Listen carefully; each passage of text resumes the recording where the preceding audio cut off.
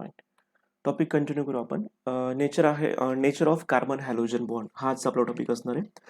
आणि तुम्हाला जर मागच्या टॉपिकचे झालेल्या मागचा जो टॉपिक झाला होता IUPAC आणि कॉमन नेम, याचे जर तुम्हाला सोल्युशन्स हवे असेल तुम्ही तसं सांगा, किंवा ॲक्च्युअली मी तुम्हाला ते शेअर करणारच होतो. बट तुम्ही ते सॉल्व्ह केलेत का नक्की?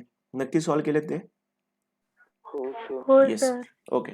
आणि कोणाला काही डिफिकल्टी असेल तर मला विचारून घ्या, किंवा मी तुम्हाला त्याचे आन्सर्स इमिजिएटली शेअर पण करू शकतोय. सो आता आपला नेक्स्ट टॉपिक आहे nature of carbon halogen bond. MCQ याच्यावरती विचारला जाऊ शकतोय. बऱ्यापैकी इम्पॉर्टंट MCQ याच्यावरती आहेत.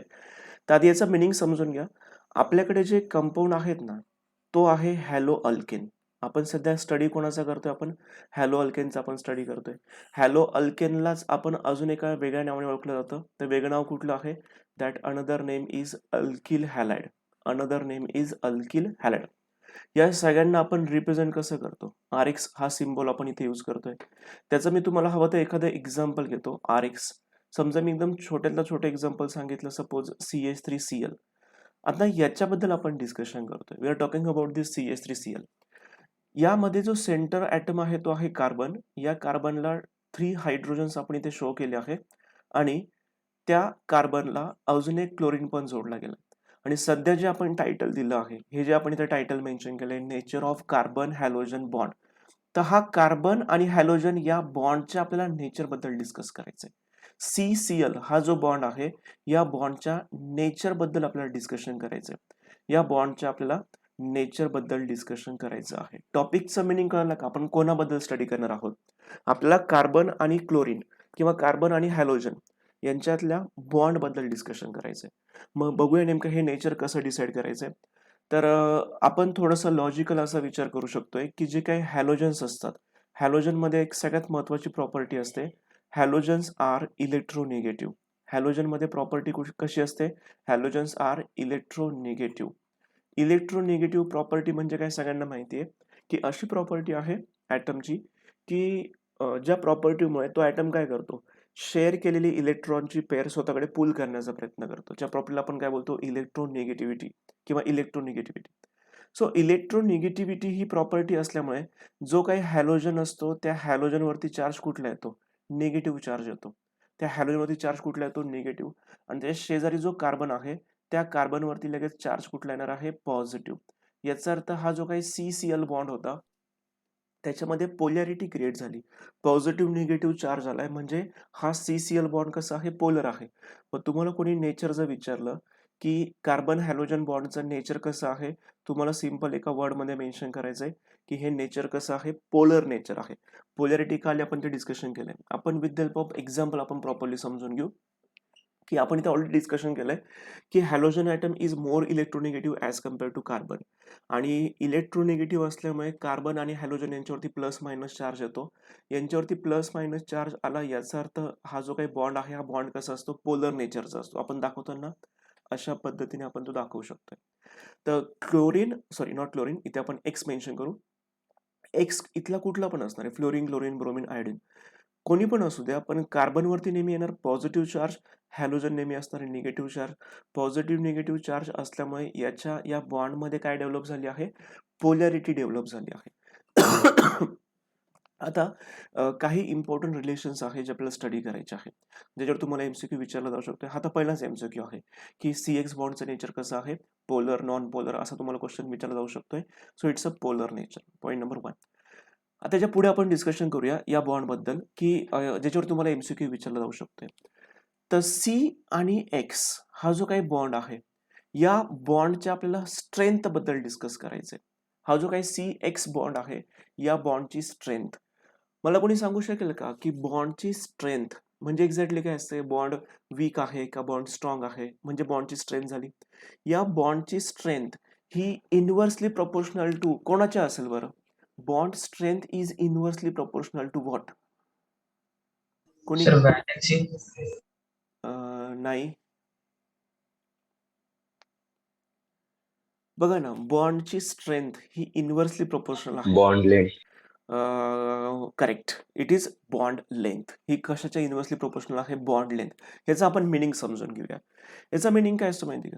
समजा आपण प्रॉपर एक्झाम्पल डिस्कस करू. मी तुम्हाला काही एक्झाम्पल इथे शो करतोय. 1 मिनिट.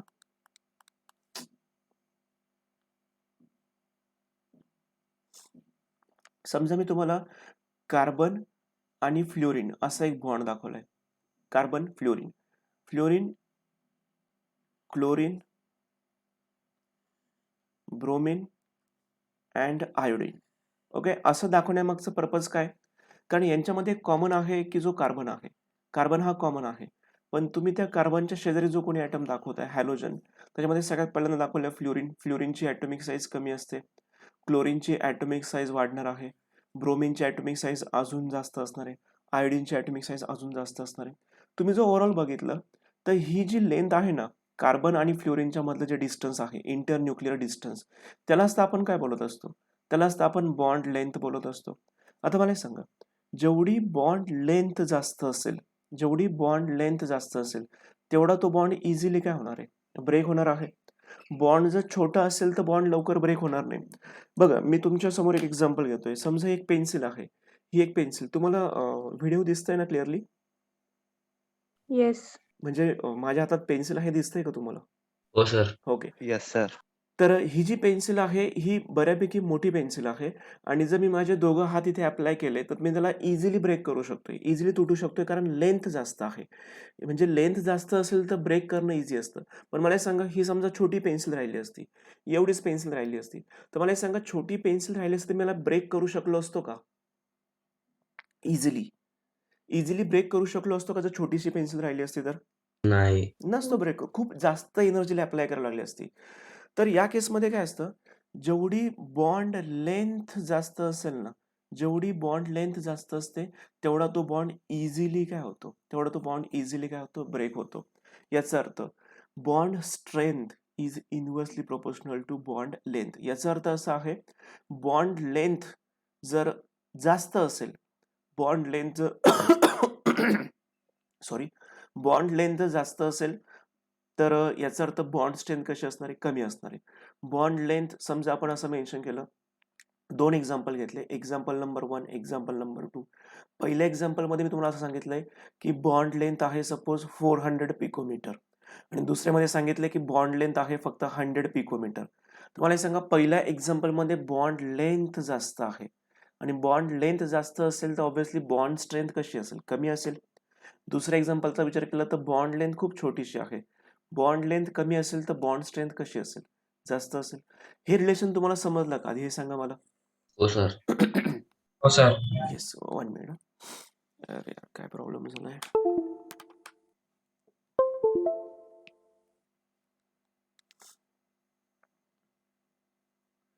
ठीक आहे, आता हा एक पॉईंट आपला डिस्कशन झालाय, बॉन्ड स्ट्रेंथ आणि बॉन्ड लेंथ यांच्यामध्ये काय रिलेशन असतं. एमसीक्यू पॉईंट ऑफ व्ह्यू हे महत्वाचं आहे. ओके, त्याच्यानंतर bond length is directly proportional to atomic size of halogen. Obviously जेवढी साईज जास्त असेल, fluorine, then chlorine, then bromine, then iodine, जेवढी ॲटॉमिक साईज जास्त असेल तेवढी लेंथ सुद्धा कशी असेल, जास्त असेल की नाही. मला एक सांगा, ही लेंथ फार कमी आहे, ही लेंथ जास्त आहे, त्याच्या पुढची लेंथ सुद्धा जास्त आहे, त्याच्या पुढची लेंथ अजून जास्त आहे. मला एक सांगा, ही जी काही बॉन्ड लेंथ असते, ही बॉन्ड लेंथ कशावर डिपेंड असते? ऑब्व्हियसली त्या हॅलोजनच्या ॲटॉमिक साईजवरती डिपेंड असते. This is second important relation. Bond length is directly proportional to atomic size. As we move from fluorine to iodine, तुमच्या समोरच आहे, फ्लोरीन टू आयोडीन आपण मूव्ह करतोय. Fluorine, chlorine, bromine and iodine. Fluorine to iodine move करत असताना atomic size काय होते? Atomic size increase होते आहे. ॲटॉमिक साईज इन्क्रीज होते आहे याचा अर्थ bond length of CX bond also increases. Bond length वाढते. म्हणजेच काय झालं, फ्रॉम CF टू CI ही लेंथ काय होते, वाढते आहे. आणि लेंथ वाढल्यामुळे बॉन्डची स्ट्रेंथ काय होणार आहे, ऑब्व्हियसली डिक्रीज होणार आहे. CF to CI bond strength काय होते, डिक्रीज होते आहे. हे दोघं तिघं पॉईंट एकदा क्लिअर करा. हे दोघं तिघं पॉईंट महत्वाचे आहे. आपण काय सांगतोय बघा, फ्लोरीन पासून तर आयोडीन पर्यंत आपण जसं मूव्ह करतोय, फ्लोरीन, क्लोरीन, ब्रोमीन, आयोडीन, काय काय महत्वाचे पॉईंट आहे. Number 1, atomic size. Atomic size काय होते सांगा मला, ॲटॉमिक साईज इन्क्रीज होते. नंबर 2, ॲटॉमिक साईज इन्क्रीज झाल्यामुळे बॉन्ड लेंथ सुद्धा काय होते, इन्क्रीज होते. बॉन्ड लेंथ इन्क्रीज झाल्यामुळे बॉन्ड स्ट्रेंथ काय होते सांगा तर बरं तुम्ही. डिक्रीज होते. डिक्रीज होते. Very good. बस हे 3च पॉइंट महत्वाचे आहेत. हे 3 पॉइंट महत्वाचे आहे, की फ्लोरीन टू आयोडीन मूव्ह करताना ॲटॉमिक साईज वाढते. ॲटॉमिक साईज वाढल्यामुळे बॉन्ड लेंथ वाढते. बॉन्ड लेंथ वाढली तर बॉन्डची स्ट्रेंथ कमी होते. हे 3 पॉइंट सगळ्यांना अगदी परफेक्ट समजलेत का? Yes sir. ऋषिकेश काय म्हणतोय म्हणजे ऑर्बिट इन्क्रीज झाले की बॉन्ड लेंथ पण हां, तसंच आहे. ऑर्बिट म्हणण्यापेक्षा आपण असं म्हणू, की नंबर ऑफ शेल किंवा त्याला आपण शेल म्हणू शकतो. ठीक आहे. शेप तुम्ही म्हणा किंवा ऑर्बिट बोललं तर काही प्रॉब्लेम नाहीये. जेवढ्या नंबर ऑफ ऑर्बिट्स वाढतात, जेवढे नंबर ऑफ शेल्स वाढतायत, तेवढी ॲटॉमिक साईज सुद्धा काय होते? इन्क्रीज होते. ओके. सो याच्यावरती एमसीक्यू अजून आहे, तो पण आपण डिस्कस करू. आता हा एक पॉइंट आहे. Bond strength is directly proportional to bond polarity. आता पोलॅरिटी असते का? तर याचा आन्सर आहे हो, आहे. आपण ते डिस्कशन पण केलं. आपण असं दाखवलं होतं बघा, सी आणि एक्स याच्यावरती आपण निगेटिव्ह चार्ज दाखवला होता. कार्बनवरती पॉझिटिव्ह चार्ज दाखवला होता. त्यांचं असं म्हणणं आहे, की हा जो बॉन्ड आहे हा पोलर नेचरचा आहे, पहिली गोष्ट. दुसरी महत्त्वाची गोष्ट अशी आहे, बॉन्डची स्ट्रेंथ ही डायरेक्टली प्रोपोर्शनल आहे बॉन्ड पोलॅरिटीवरती. याचा अर्थ जेवढी पोलॅरिटी जास्त असेल, तेवढी बॉन्डची स्ट्रेंथ सुद्धा जास्त असेल. मग तुम्हाला हे माहिती पाहिजे, की पोलॅरिटी जास्त कोणाची आहे? तर कोणी मला सांगू शकेल का? की समजा मी असं मेन्शन केलंय CF, त्याच्यानंतर CCl, देन CBr आणि CI. या चारींपैकी कुठला बॉन्ड जास्त पोलर आहे? CF. CF. CF. CF bond is more polar. Very good. CF bond हा जास्त पोलर आहे. त्याचं रिझन काय आहे? कारण फ्लोरीन हा कसा आहे? More most electronegative electronegative. आहे. आणि मोर इलेक्ट्रोनिगेटिव्ह असल्यामुळे त्याच्यावरती इलेक्ट्रॉन पुल करण्याची टेंडन्सी खूप जास्त असते. इथे जो निगेटिव्ह चार्ज येतो आहे, इथे पॉझिटिव्ह चार्ज येतो आहे. निगेटिव्ह पॉझिटिव्ह चार्ज आलाय, पोलॅरिटी जास्त आहे. हळूहळू टॉप टू बॉटम मूव्ह करताना इलेक्ट्रॉन निगेटिव्हिटी कमी होत जाते आणि तशी तशी पोलॅरिटी सुद्धा कमी होते आहे. सिंपल एक हा पण एक नवीन पॉइंट आहे. Bond strength is directly proportional to bond polarity. जितका जास्त पोलर बॉन्ड असेल तेवढी स्ट्रेंथ सुद्धा त्याची कशी असणार आहे? जास्त असणार आहे. ठीक आहे. आता रिॲक्टिव्हिटी ऑर्डर आहे. रिॲक्टिव्हिटी ऑर्डर म्हणजे कसं असतं बघा. समजा आपल्याकडे काही कंपाऊंड्स आहे. समजा त्यांनी हे 3च एक्झाम्पल घेतले. आपण चारींबद्दल बोलू, आता या तिघांबद्दल बोलू. मला एक सांगा, तुमच्याकडे C आणि F असा एक मॉलिक्यूल आहे. सॉरी, RF असा एक मॉलिक्यूल आहे. फ्लोरीन, क्लोरीन, ब्रोमीन आणि आयोडीन. तर मला लॉजिकल सांगू शकता का तुम्ही?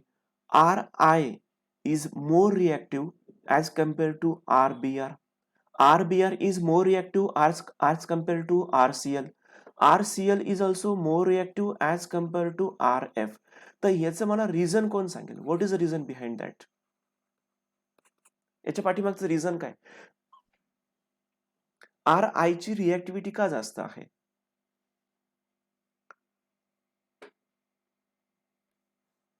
सर बिकॉज आर आय मध्ये ना nuclear distance outer most orbit पासून जास्त असतं, त्यामुळे ते लवकर रिॲक्ट होऊ शकतं as compare to R F. हा, म्हणजे सिंपल इन शॉर्ट आपण एवढंच म्हणू शकतोय, की RI ची बॉन्ड लेंथ जास्त आहे आणि बॉन्ड लेंथ जास्त असेल तर बॉन्ड इझिली ब्रेक होणार. बॉन्ड इझिली ब्रेक होतोय तेवढं रिॲक्शन लवकर शो करेल दुसऱ्यांसोबत. मला एक सांगा, 2 केमिकल एकमेकांसोबत रिॲक्ट करताय म्हणजे नक्कीच ओल्ड बॉन्ड ब्रेक होतात, न्यू बॉन्ड फॉर्म होतात. जर ओल्ड बॉन्ड लवकर ब्रेक झालेच नाही तर रिॲक्शन होईल का? नाही. ज्यांचे बॉन्ड लवकर ब्रेक होतात ते लवकर रिॲक्शन दाखवतील. मग मला एक सांगा, या चारींपैकी जर तुम्ही कंपॅरिझन केलं तर कोणाचा बॉन्ड लवकर ब्रेक होईल? RI. RI चा बॉन्ड लवकर ब्रेक होईल. RI चा बॉन्ड लवकर का ब्रेक होणार? कारण बॉन्ड त्याचा लेंथ बॉन्ड जास्त आहे. लेंथ जास्त आहे. बॉन्ड लेंथ जास्त आहे म्हणून बॉन्ड लवकर ब्रेक होतोय. बॉन्ड लेंथ जास्त म्हणून बॉन्ड लवकर ब्रेक होतोय. बॉन्ड लवकर ब्रेक होते म्हणून रिॲक्टिव्हिटी कशी असणार आहे त्याची? सगळ्यात जास्त असणार आहे. So alkyl iodide is more reactive as compare to alkyl bromide. Alkyl bromide is more reactive as compare to alkyl chloride. Alkyl chloride is more reactive as compare to alkyl fluoride. तर समजलंय सगळ्यांना हा point जो आता मी discuss केलाय तो? हो sir. Okay. प्रत्येकाने ना इन्व्हॉल्व होण्याचा प्रयत्न करा. एक 2-4च मुलं आन्सर देतील असं नका करू. तुम्हाला सगळ्यांना समजणं गरजेचं आहे. ओके. आय थिंक आज एकच कोणीतरी ईशा प्रेझेंट आहे. देन सानिका, सुखद, समीक्षा, श्रुती, SM, देन स्नेहल, सृष्टी, तन्वी. हर्ष आहे. Okay fine. चला आणि इन केस जर तुम्हाला काही डिफिकल्टी आहे तर मला लगेच ते विचारून घ्या. ओके सो जाऊया आपण पुढच्या पॉईंटकडे आता. लेट मी क्लिअर दिस. फाईन. तर आता थोडंसं आपण काही व्हॅल्यूज काही सायंटिफिक डेटा पण बघूया आणि जो डेटा आपल्याला प्रूव्ह करून दाखवतोय की येस आपण जे डिस्कशन केले आहे ते अगदी परफेक्ट आहे. मला एक सांगा, माझ्या काही सिंपल क्वेश्चनचा आन्सर द्या. समजा बॉन्डची लेंथ जास्त असेल तर याचा तुम्ही काय काय बोलू शकता सांगा पुढे. बॉन्ड लेंथ जास्त असेल तुम्ही काय काय बोलू शकताय. बॉन्ड स्ट्रेंथ कमी असते. बॉन्ड स्ट्रेंथ कमी हा. असते. बॉन्ड स्ट्रेंथ कमी असते. साईज मोठा. हा बॉन्ड लेंथ जास्त म्हणजे तुम्ही असं पण म्हणू शकतो की ॲटॉमिक साईज जास्त असणार आहे. Very good. पोलॅरिटी पण कमी असते. बॉन्ड लेंथ जेवढी जास्त असेल तेवढी पोलॅरिटी पण कमी असते. Very good, very nice. आता या जास्त रिॲक्टिव्हिटी रिॲक्टिव्ह जास्त असतात. असते. हा जेवढी बॉन्ड लेंथ जास्त असेल तेवढी रिॲक्टिव्हिटी सुद्धा जास्त असणार आहे. Very nice. तुम्ही जे आता पॉईंट सांगितले ना तेवढे पॉईंट तुम्हाला समजले असेल ना तुम्ही कुठला एमसीक्यू सॉल्व्ह करू शकताय. ओके आता आपण एक सायंटिफिक डेटा बघूया आणि ज्या सायंटिफिक डेटाच्या बेसिसवरती okay no problem Yash you can continue. आता आपण या सायंटिफिक डेटाच्या बेसिसवरती बघूया ना खरोखर आपण जे बोललोय ते खरं आहे की नाहीये. तर एक डेटा मी तुम्हाला एक चार्ट तुम्हाला दाखवतोय. हा चार्ट तुम्ही केअरफुली बघा. या चार्टमध्ये बघा इथे कार्बन आणि फ्लोरीन मध्ये बॉन्ड आहे. CF, CCl, CBr, CI top to bottom move करतोय. टॉप टू बॉटम मूव्ह करताना मला एक सांगा साईज वाढली पाहिजे की नाही. चेक करा ॲटॉमिक साईज वाढतेत का, बॉन्ड लेंथ वाढतेत का. 100% येस. बॉन्ड लेंथ वाढली. आधी फक्त किती होती 139, नंतर झाली 173, अजून वाढली 193, अजून वाढते 214. म्हणजे बॉन्ड लेंथ वाढली. कन्फर्म बॉन्ड लेंथ वाढली. बॉन्ड लेंथ वाढली असेल तर माझ्या क्वेश्चनचा आन्सर द्या. तो बॉन्ड वीक असेल ना. Yes no. येस. तो बॉन्ड जर वीक असेल तर त्या बॉन्डला ब्रेक करायला एनर्जी कशी लागेल आपल्याला, जास्त लागेल की कमी लागेल. कमी लागेल. कमी Obviously लागेल. कमी. बघा चेक करा. जो बॉटम साईडचा बॉन्ड आहे त्याची लेंथ खूप जास्त आहे. सगळ्यात जास्त आहे त्याची बॉन्ड लेंथ. बॉन्ड लेंथ जास्त असल्यामुळे त्याला ब्रेक करण्यासाठी जी एनर्जी लागली ती सगळ्यात कमी लागली आहे. या एनर्जीला आपण काय बोलतो, बॉन्ड एन्थॅल्पी बोलतो. What is bond enthalpy? The amount of energy required for the breaking of 1 mole of bond. 1 मोल बॉन्ड ब्रेक करण्यासाठी जी एनर्जी लागते त्या एनर्जीला आपण काय बोलतोय, बॉन्ड एन्थॅल्पी बोलतोय. तर या केसमध्ये कार्बन आणि आयोडीन यांची बॉन्ड लेंथ सगळ्यात जास्त आहे 214 पिकोमीटर आणि बॉन्ड लेंथ जास्त असल्यामुळे सगळ्यात कमी एनर्जी लागली ब्रेक करायला. बॉन्ड इझिली काय झाला, ब्रेक झाला. ओके पण वरती चेक करा सी आणि एफ मध्ये बॉन्ड लेंथ कमी आहे, खूप कमी डिस्टन्स आहे, एकमेकांच्या खूप क्लोज आहे आणि त्यामुळे त्याला सेपरेट करण्यासाठी त्यांना ब्रेक करण्यासाठी एनर्जी खूप जास्त लागली. बघा आपल्याला ऑलमोस्ट 452 किलो जूल एवढी एनर्जी लागली. हा एक बॉन्ड ब्रेक करण्यासाठी तुम्हाला 452 किलो जूल एवढी एनर्जी अप्लाय करावी लागली. म्हणजे आपण जे याच्या आधीचे पॉइंट्स कन्सिडर केले ते 100% व्हॅलिड आहे. ओके याच्या पुढचा डायपोल मोमेंटचा विशेष काही पॉईंट नाहीये. डायपोल मोमेंट आपण मेजर करतो कशामध्ये, त्याला युनिट वापरला तर डीबे. ओके डायपोल मोमेंटची व्हॅल्यू तुम्ही चेक करा. 1.847, 1.860, 1.830, 1.63. एक्सपेक्टेड असं आहे की डायपोल मोमेंटची व्हॅल्यू इथून डिक्रीज व्हायला पाहिजे, डिक्रीज झाली आहे. फक्त इथे थोडासा एक्सेप्शनल पार्ट आहे, इथे थोडासा एक्सेप्शनल पार्ट आहे. पण डायपोल मोमेंटचं तुम्हाला कुठल्याही प्रकारचं असं एमसीक्यू किंवा कुठल्या प्रकारची व्हॅल्यू तुम्हाला तसं बघायला तर पूर्ण टेबलमध्ये व्हॅल्यू कोणी विचारणार नाही तुम्हाला. फक्त तुम्हाला काय माहिती पाहिजे, ते रिलेशन माहिती पाहिजे. कोणाकोणामध्ये रिलेशन, बॉन्डची strength, bond length, atomic size, reactivity, हे दोघं तिघं पॉईंट तुम्हाला माहिती पाहिजे. दोघं तिघं पॉईंट माहिती असेल तर more than enough. Okay so बघूया पुढे. कोणाला काही क्वेश्चन आहे या टॉपिक बद्दल? नाही सर. ओके समीक्षा, हर्ष, आर्यन, आकाश. नाही, are sir. You there? Yes. Yes. Then Yash Bankar, आज तुझं फर्स्ट लेक्चर आहे ना? हा सर. ओके यश तू कुठल्या ब्रांचला आहे? Sir Chinchwad integrated. Okay okay बरं, जे मुलं आजपासून जॉईन झालेत त्यांच्यासाठी सांगतोय की आपण NCERT बेस्ड टॉपिक चालू केला केमिस्ट्रीचा, ज्याच्यामध्ये आजचा जो टॉपिक आहे म्हणजे आपण जो चॅप्टर सुरू केला आहे तो चॅप्टर आहे hello alkane and hello अरिन. Hello alkane आणि हॅलो अरिन अशा ह्या टॉपिकचं नाव आहे. ओके. आणि हा तुमच्या माहितीसाठी सांगतोय, बाकी सगळ्या मुलांना माहिती, फक्त जे नवीन आले त्यांच्यासाठी सांगतोय. हा टॉपिक क्लास 11चा नाहीये, हा टॉपिक क्लास 12चा आहे. आणि हॅलो अल्केन आणि हॅलो अरिन हा जो काही टॉपिक आहे हा कुठल्या केमिस्ट्रीच्या अंडर येतोय? It comes under organic chemistry. Okay. मी ऑर्गॅनिक केमिस्ट्रीवरती थोडंसं जास्त फोकस करतोय. क्लास 11चं आणि क्लास 12चं कनेक्शन तर आहे, पण क्लास 11च्या तुमच्या कॉन्सेप्ट काही झाल्या असतील, नसतील झाल्या, त्याचा आणि आताच्या टॉपिकचं काही कनेक्शन नाहीये. तुम्हाला प्रत्येक टॉपिक इथेच 100% समजणार आहे. म्हणजे मागचं काही झालंय, नाही झालंय, मग मी आत्तापासून आलोय, त्याने काही फरक पडणार नाहीये. ओके. सो इथपर्यंत आपण पोहोचलो आहे. आता तर मग ती व्हॅल्यू अशी वेगळी काय येते मग? बघा कसं असतं ना, फ्लोरीनचा आपण विचार केला ना, फ्लोरीनमध्ये सगळ्यात जास्त इलेक्ट्रोनेगेटिव्हिटी आहे. तसं एक्सपेक्टेड काय होतं माहिती का? 1.860 आणि वरची आहे 1.847.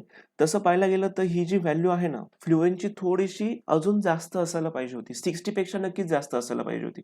पण ही अशी व्हॅल्यू कमी का होते? त्याचं रिझन आहे बॉन्ड लेंथ. आता तसं बघायला गेलं तर बॉन्ड लेंथ तर खाली पण ॲप्लिकेबल आहे. मग तिथं का प्रॉपरली ट्रेंड फॉलो केला जातोय? इथे फ्लोरीनमध्ये का असं शो करतोय? तर लक्षात घ्या, फ्लोरीन तुम्हाला कुठलं नेचर दाखवतो आहे? Anomalous nature. Fluorine shows you anomalous nature. Why it shows anomalous nature? Because of 2-3 points. Point number 1, because of very very small atomic size. Small atomic size. Point number 2, very high electronegativity. आणि हे जर आपण बघितलं dipole movement, dipole मुवमेंटचं जो formula आहे, mu is equal to I into R असा एक formula आहे. Okay. Mu is equal to I into R. तर याच्या ज्या व्हॅल्यूज आहे, म्यू म्यू म्हणजे काय? Dipole movement. ही डायपोल मुवमेंटची व्हॅल्यू कोणावरती डिपेंड असते? आय व्हॅल्यूवरती डिपेंड असते आणि आर वरती डिपेंड असते. तर आय व्हॅल्यू ही एक्झॅक्टली काय असते? तर आय व्हॅल्यू ऍक्च्युली आपण काउंट करतो त्याचं मॅग्नेटिक फील्ड, आणि आर व्हॅल्यू म्हणजे डिस्टन्स. तर या डिस्टन्सनुसार इथल्या व्हॅल्यू काय होत आहे? चेंज होत आहे. म्हणजे हे आर आर म्हणजे काय? Internuclear distance. दोन ॲटमच्या मधलं जे डिस्टन्स आहे, हा एक ॲटम आहे, दुसरा ॲटम आहे, दोन ॲटमच्या मधलं जे डिस्टन्स आहे त्याला आपण आर इंडिकेट करतो. आता आरची व्हॅल्यू कार्बन आणि फ्लोरीनच्या नुसार हे आपल्याला आन्सर मिळाले, म्हणजे कॅल्क्युलेशन करून आपल्याला हे आन्सर मिळते. त्यानुसार सी आणि सीएलची पण आरची व्हॅल्यू वेगळी आहे. आता त्यांच्या सायंटिफिक डेटानुसार आरच्या व्हॅल्यूनुसार आपल्याला ज्या व्हॅल्यू इथे मिळाल्या त्या आपण इथे नोट केल्या आहे. त्यामुळे या कॅल्क्युलेशनमध्ये आपण कुठल्याही प्रकारचे चेंजेस करू शकत नाही because of this formula. Mu is equal to, काही लोक ठिकाणी याला mu is equal to Q into R सुद्धा बोलतात. क्यू म्हणजे आपण चार्ज सांगू शकतोय, नाही का?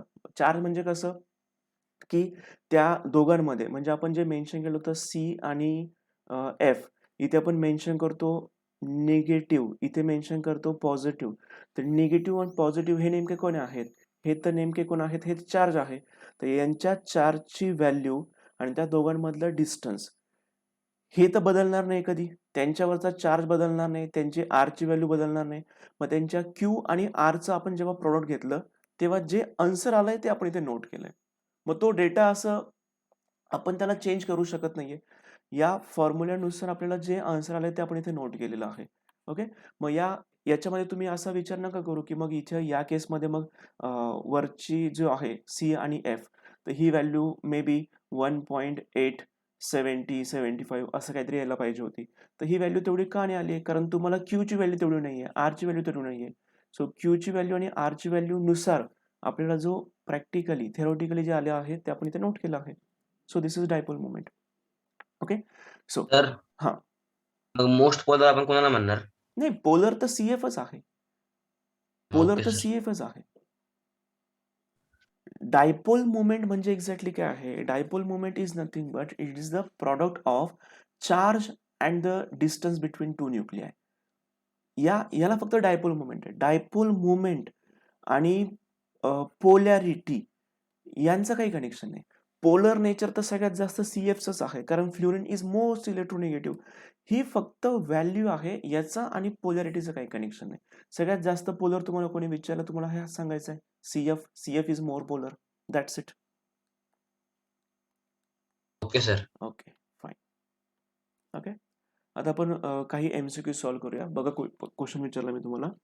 The nature of R X bond in alkyl halide is. I think पुढचं ऑप्शन देण्याची गरज नाही. कोणी बोलू शकत असेल तर बोला. पोलार. हे काय झालं? अरे यार.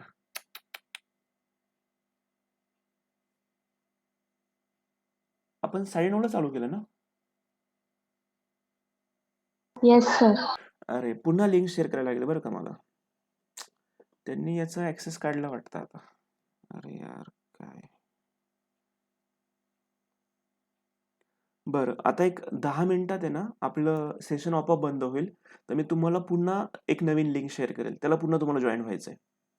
क्लिअर आहे सगळ्यांना? Yes sir. हो सर. ओके. फाईन. 10 मिनिटानंतर आपोआप बंद होईल. मी तुम्हाला पुन्हा एक नवीन लिंक शेअर करेल. ते पुन्हा 40 मिनिट चालेल आपलं. यार प्रॉब्लेम झाला परत. जाऊ दे चला. Let's continue with the same. मी तुम्हाला एक क्वेश्चन विचारलाय. The nature of R X bond in alkyl halide is. कसं नेचर असं सांगू शकता का तुम्ही? पोलर. पोलार. पोलर नेचर असतं. बघूया ऑप्शन कुठला आहे. येस. चला कुठलं ऑप्शन वाटतंय तुम्हाला? Option B is absolutely correct. Okay next question. As we go from fluorine to iodine electronegativity value of halogen electronegativity decreases. decreases. Yes. As we go from fluorine to iodine atomic size. Increases. increases. Very good. Okay. पण एक लक्षात घ्या बरं का. अजूनपर्यंत म्हणजे आजच्या लेक्चरला आपल्या रिएक्शन सुरू होतील. रिएक्शन सुरू झाल्या तिथून आपलं मेन नीट टॉपिक चालू होतंय. एवढे क्वेश्चन इझी नीटला विचारले जात नाही. फक्त मी तुमचं जे बेसिक घेतोय ते तुमचं बेसिक क्लिअर झालंय का मला ते चेक करायचं म्हणून अशा साध्या लेवलचे क्वेश्चन आहेत. हळूहळू क्वेश्चनचे लेवल पण बदलणार आहे. ओके. सो नेक्स्ट बघा काय विचारलंय. Reactivity order of primary alkyl halide is. आता बघूया. विचार करून आन्सर द्या.